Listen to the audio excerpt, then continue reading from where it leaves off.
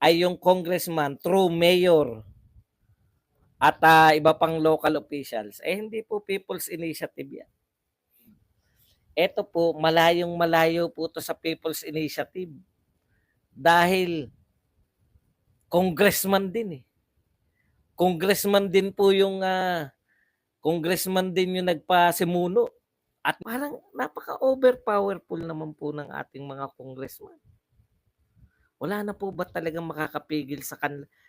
What Martin gets? Mabuhay mga kababayan! Welcome to the General's Opinion YouTube channel.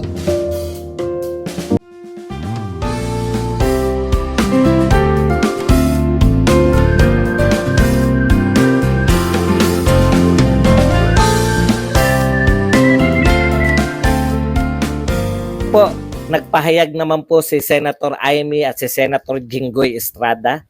Kinukundina nila yung signature buying para sa pagsusulong ng Tchatcha. Okay. Alam niyo po, etong signature buying, hindi po to galing sa Senado yung nag-expose nito, no? Ang nag-expose po nito ay si Congressman Edsel Lagman. Congressman po to, no? So, ang sinabi po ni Edsel Lagman, natalakay natin yan sa isang vlog ko. Sabi po ni Congressman Lagman, per district, no, tinukahan yung mga ng super majority. Eto, no, hindi po niya sinasabi kung sino.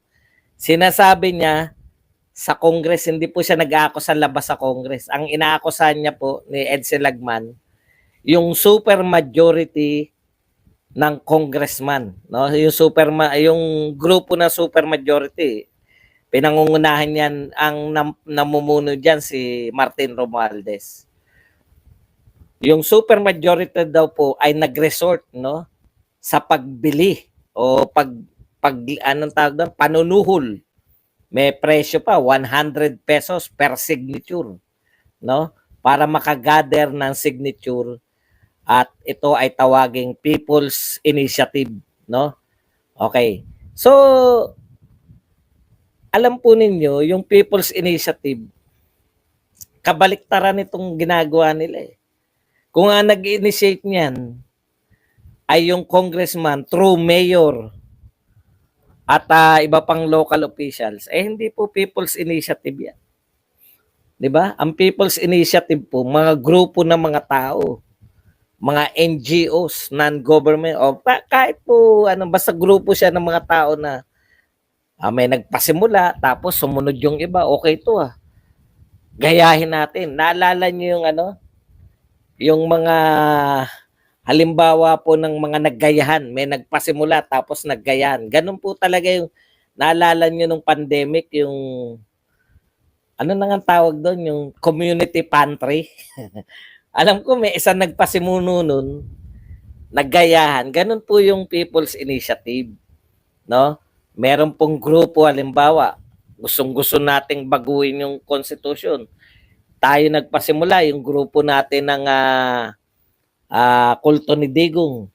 Tapos, nakita ng ibang grupo, okay yun magpapirma din tayo. Ayun po ang People's Initiative. Ito po, malayong-malayo po to sa People's Initiative. Dahil, congressman din eh. Congressman din po yung congressman din yung nagpasimuno at may pondo pang sinasabi si Edsel Lagman. Okay. Ito po, tignan po natin. Ayon po kay Senator Amy, kinukundina namin ang mga taong umano'y nagbibigay ng sul sa distrito, LGUs at potensyal na mga lagdaan na hayag at walang kahiyang pumayag sa isang inisyatiba ng mamamayan. Mga walang hiya daw. Walang kahihiyan eh. Yung mga mayor, LGUs.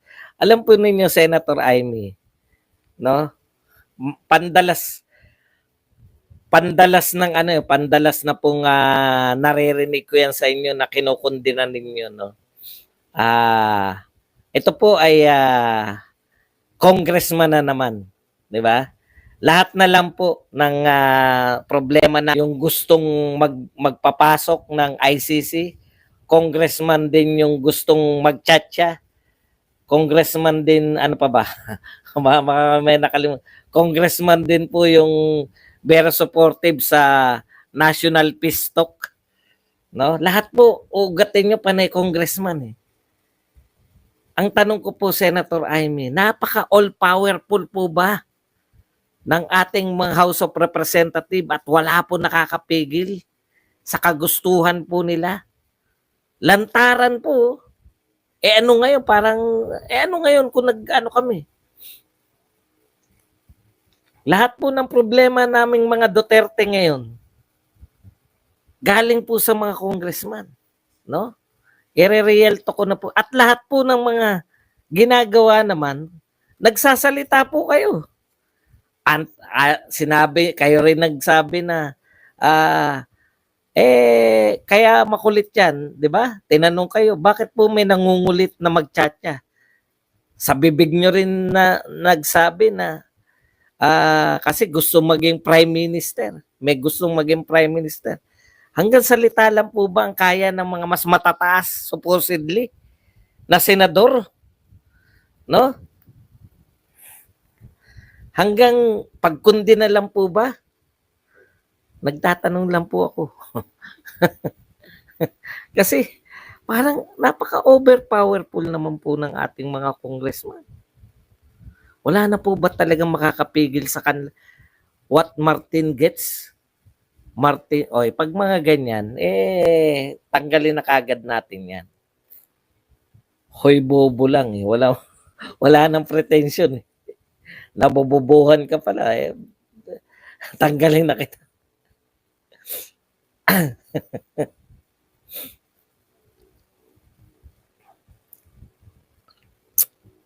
Okay. Mukhang mali ako ng tama. Tanong ko lang po, no? Salita naman kayo ng salita, Senator Amy. Kayo ay kapatid ng Pangulo. Parang ang pakiramdam namin kung kayo pong kapatid ng Pangulo at Senador ng Pilipinas, walang magawa. Laban, parang anong kaya namin gawin, mga pangkaraniwang Pilipino? Hopeless. Okay, ito pang dagdag naman ito ni Jinggoy Estrada. It is unethical. Tignan nyo ha. It is unethical and illegal to solicit signatures of constituents to petition for charter change. Moves in exchange for 100 in the guise of supposed people's initiative. This practice clearly violates our laws and undermines the democratic process. Unethical and illegal. Ano pong gagawin natin, Senator Jinggoy? Unethical at illegal. Ano pong gagawin natin? Bilang senador. Kayo na po nagsabi, unethical at illegal. Senador po kayo. Sasabihin nyo lang po, unethical at illegal? Tignan nyo po, sana magkaroon po si Acorda. Nilagay lang yung picture niya, tsaka sinabi na siya ay makanas. Wala po ba tayong magagawa kayong mga senador? Hanggang salita lang po ba? Real talk po.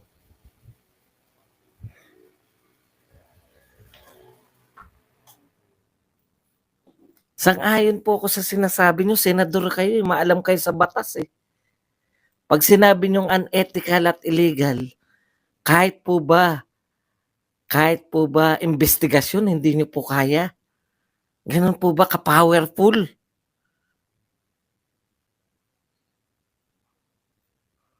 Napaka-powerful po ba?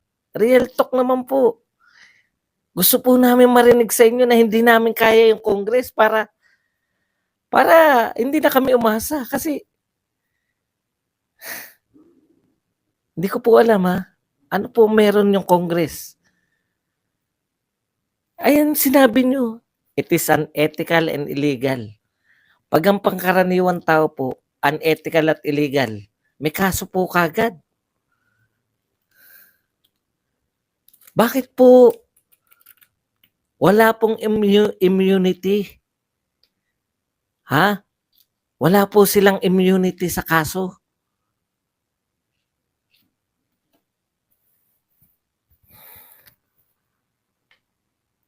Hindi po pwedeng hanggang salita lang din tayo eh.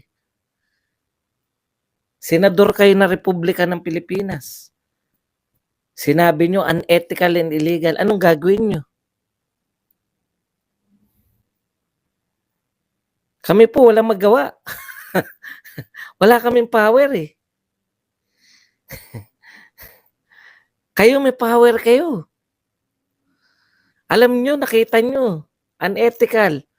Sabi pa ni Senator Amy, our Constitution is not for sale.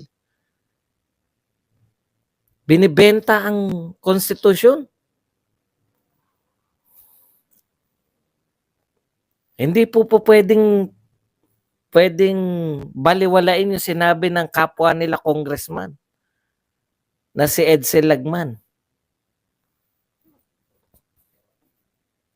At eto pa po, sa totoo lang po, bakit po sila nagre-resort sa People's Initiative? Para tablahin yung Senado. In-announce na po yan eh, ng mga congressman eh. Pag-aaralan namin kung papaano, hindi na namin makakasama sa pagpapalit ng konstitusyon. Hindi naman ganito yung pagkakasabi. Echepwera kayo, Senado. Hindi ko kayo tina-challenge na para kayong walang wala kayong mga botot laman. Pero yun ang direktang sinasabi sa inyo eh. Didirekta kami sa People's Initiative para ma-echepwera kayo.